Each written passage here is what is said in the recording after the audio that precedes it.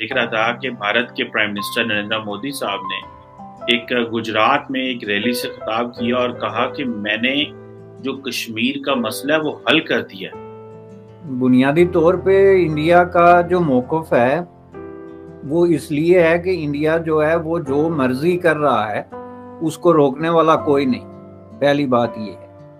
5 अगस्त 2019 में जो कुछ किया उन्होंने, ऑल दो के वो इसको रेजोल्यूशन कहें मसला कश्मीर का या जो नाम दें, लेकिन जाहिर है कोई उनको ना रोक सका और ना कोई। End of story. Joe Biden Kamala Harris अपने सर पे खड़े होकर भंगड़ा कर दें, ये नहीं आ रहा वापस।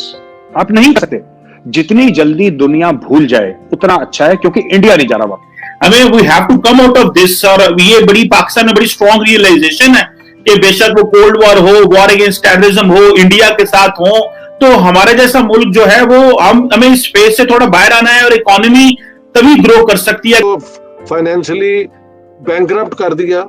अब ये जो हुकूमत आई है ये भी बिल्कुल नॉनसेंस है। ये इन्होंने जाके यूएन की जनरल असेंबली में वो ही कश्मीर की रट, और वो फिर क्या करते हैं इंडियन, वो फिर बलूचिस्तान की स्टोरी बता देते हैं। जो हम कादियानियों के साथ करते हैं वो ले आते हैं। औरतों के साथ हिंदू लड़कियों को उठाना, ये हर साल ये रिचुअल हो जाता है।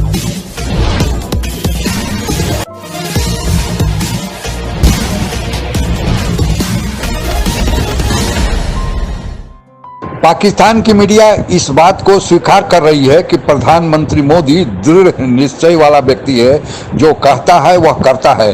अगर उसने कहा है कि वह पीओके को पाकिस्तान से आज़ाद करा लेगा तो वह करा लेगा और कश्मीर के मसले का फाइनल हल ढूंढ लेगा, चाहे शहबाज शरीफ हो या फिर अमेरिकी राष्ट्रपति जो बाइडेन हो। सर के बल भी हो जाए तो मोदी अपने बातों से पीछे नहीं हटेगा। आइए आप भी सुने। End of story. Joe Biden Kamala Harris अपने सर पे खड़े होकर भंगड़ा कर दें, ये नहीं आ रहा वापस। आप नहीं कर सकते। जितनी जल्दी दुनिया भूल जाए उतना अच्छा है, क्योंकि पाकिस्तान शुड हैव दी और should develop the ability to have something, some product, some brand, some thing which the world wants. दुनिया में जैसे इंडिया ने अपना आईटी के हाथ धो के पड़ गई।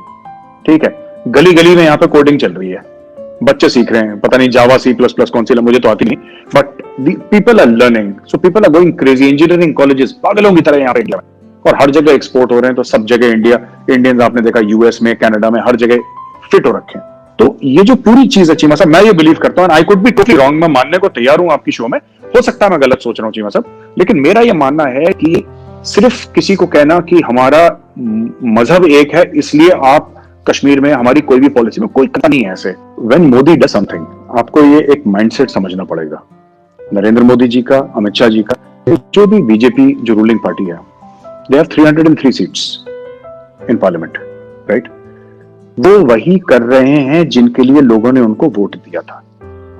मोदी जी अपने मन से कुछ नहीं कर रहे। अगर आप ये बोलें कि साहब मोदी जी अपने मन से he is doing this, he is doing that, he is doing nothing.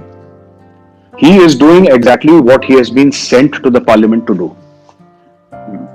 आज की तारीख में भी एक छोटा इलेक्शन भी हो, ठीक है, वहां पे भी मोदी के नाम पे वोट मिलता है। क्यों? क्योंकि लोग कहते हैं तुम जाके ये करो, हमने तुम्हें भारत का प्रधानमंत्री इसलिए बनाया है। मोदी जी फिर वही जाके करते हैं क्योंकि उनको पता है कि मुझे भारत का प्रधानमंत्री इसलिए बनाया। ये तो आप सर इसको, ये जो प्राइम मिनिस्टर मोदी का ये कह देना कि ये मैंने कश्मीर का मसला हल कर दिया है, आप, और ये उन्होंने बेसिकली पब्लिक रैली में कहा, तो आप इसको कैसे देखते हैं? देखें जी, आपने इसको एक इंटरेस्टिंग बात कही है, which is very interesting for me is very. बुनियादी तौर पे इंडिया का जो मौक़िफ़ है वो इसलिए है कि इंडिया जो है वो जो मर्जी कर रहा है उसको रोकने वाला कोई नहीं। पहली बात ये है। 5 अगस्त 2019 में जो कुछ किया उन्होंने, ऑल दो के वो इसको रेजोल्यूशन कहें मसला कश्मीर का या जो नाम दें, लेकिन जाहिर है कोई उनको ना रोक सका और ना कोई, क्या जरूरत है कि वो पाकिस्तान से मुज़ाकरात करें। बात तो ये है, अब पाकिस्तान के बहुत सारे काम जो हैं वो रुके हुए हैं मसला कश्मीर ना हल होने की वजह से और इंडिया के साथ ताल्लुकात को नॉर्मलाइज ना करने की वजह से, जिसका मतलब ये है कि जो कोई भी स्टम्बलिंग ब्लॉक के तौर पे बैठा हुआ है इंडियन सब कॉन्टिनेंट के अंदर पीस के रास्ते में, वो बहरहाल रियलाइज कर रहा है कि उसको हटना पड़ेगा। तो इसके लिए पाकिस्तान जो है, पाकिस्तान में गुर्बत बढ़ रही है, बेरोजगारी बढ़ रही है, वहाँ पे जो करेंसी की सिचुएशन है, कयास की जो सिचुएशन है वहाँ पे बढ़ रही है, सारे सिचुएशंस। तो उसमें पाकिस्तान को बहुत बड़े बड़े इकदाम करने की जरूरत है। इंडिया ऑलरेडी ऑन ट्रैक है, वो तरक्की कर रहे हैं। वो अब ये गिन रहे हैं कि 2025 में जो है वो हमारी इकोनॉमी किस स्टेज पे होगी, 2030 पे जो है हमारी पर कैपिटा इनकम क्या होगी और इंटरनेशनल मार्केट में हमारा जो है वो स्टेक कितना होगा। वो तो ये चीज नहीं कर रहा है कि हमारा अगली किस्त कैसे अदा होगी IMF की। तो जिस मुल्क की हालत आपने ये बना दी हो कि उसमें आपका सारा फिक्र सिमट के इस नुक्ते के गिर्द घूमना शुरू हो जाए कि जी IMF की अगली किस्त हम कैसे लेंगे, या चीन से जो है वो अपना CPEC रीएक्टिवेट कैसे कराएंगे, या इस तरह के छोटे छोटे मसले जो टोटल कुल मिला के, जिसको कहते हैं हिंदी में कुल मिला के, तो कोई 15-16 बिलियन डॉलर के बनते हैं। इस पे आपने पूरी काम को जो है वो सर पकड़वा के तो सड़क पे बिठाया हुआ है कि आप बैठ के गौर करेंगे इसका हल क्या होगा। तो आप कहते हैं जी इंडिया से हम मुज़ाकरात नहीं करते, ये इसको कहते हैं खुद हमें we have to come out of this. और ये बड़ी पाकिस्तान में बड़ी स्ट्रॉन्ग रियलाइजेशन है कि बेशक वो कोल्ड वॉर हो, वॉर अगेंस्ट टेररिज्म हो, इंडिया के साथ हो, तो हमारे जैसा मुल्क जो है वो हमें इस स्पेस से थोड़ा बाहर आना है और इकोनॉमी तभी ग्रो कर सकती है। तो फाइनेंशियली बैंकरप्ट कर दिया। अब ये जो हुकूमत आई है ये भी बिल्कुल नॉनसेंस है। ये इन्होंने जाके UN की जनरल असेंबली में वही कश्मीर की रट, और वो फिर क्या करते हैं इंडियन, वो फिर बलूचिस्तान की स्टोरी बता देते हैं। जो हम कादियानियों के साथ करते हैं वो ले आते हैं, औरतों के साथ हिंदू लड़कियों को उठाना, ये हर साल ये रिचुअल हो जाता है। इससे आगे जाने का तो कोई सिलसिला नहीं है ना। Pakistan has to come down to a realistic level of thinking. हम इंडिया की तरह कामयाब मुल्क नहीं है, हम एक नाकाम मुल्क है, लेकिन हम एक मुल्क है जिसको कामयाब करने के लिए बेसिक चेंजेस लाने होंगे। जब वो होगा तो देखें पाकिस्तान की भी किस्मत बदल सकती है। एक आखिरी सवाल डॉक्टर साहब, ये जो दहशतगर्दी इस वक्त आई हुई है, तो इसमें आप क्या अफगानिस्तान के साथ जो हमारे जो तालिबान हैं वो तो बड़े मतलब जानते हैं ना आप, बड़े अच्छे ताल्लुकात हमारे, तो वो नहीं रोक रहे क्या तालिबान को कि ये ना करो पाकिस्तान के साथ? अब ये नहीं पता कि उनका इन्फ्लुएंस कितना इनके साथ चल रहा है या वो खुद ही करवा रहे हैं, क्योंकि वो तो इंडिया के साथ कहते हैं हम अच्छे रिलेशंस रखना चाहते हैं। इस हद तक जो स्टेटमेंट है वो इसलिए भी दुरुस्त है कि जब उन्होंने यूनिलैटरली इस टाइप का एक ड्रास्टिक एक्शन किया तो उसके खिलाफ ना तो कोई रद्द अमल हुआ, ना किसी ने यूनाइटेड नेशन में जाके कोई बाज़ाब्ता कोई मैं तकरीर की बात नहीं कर रहा, तकरीर is nothing in general assembly, उसका कोई प्रैक्टिकल और लीगल इम्प्लीकेशंस नहीं। लीगल और प्रैक्टिकल इम्प्लीकेशंस हैं जब आप कोई रेजोल्यूशन लेके जाए तो वो या पास हो या बीट हो तो पता चले जी कि क्या इंटरनेशनल ओपिनियन है। तकरीर तो करके आप घर आ जाते हैं, सामने लोग सोए होते हैं, किसी को पता ही नहीं आप क्या कह रहे हैं। आधे से ज्यादा लोगों को लैंग्वेज का इश्यू होता है, बहुत सारी चीजें।